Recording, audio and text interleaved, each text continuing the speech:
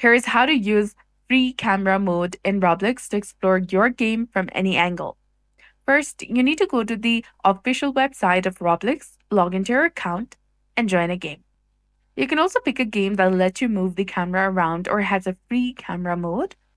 And once you're inside the game, go ahead and press Shift plus F on your keyboard, and the camera will now move separately from your character. You can use WAS and D keys to move the camera and use your mouse to change the view.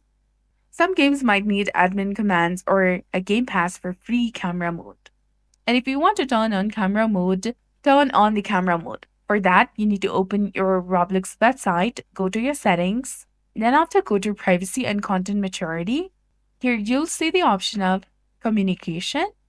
Then go to camera input and make sure that it is turned on. The green dot indicates that the Roblox is using your camera inside the game. Free camera is useful for taking screenshots and recording videos. Not all Roblox games have a free camera mode, so you need to see if the game has special commands for the camera control.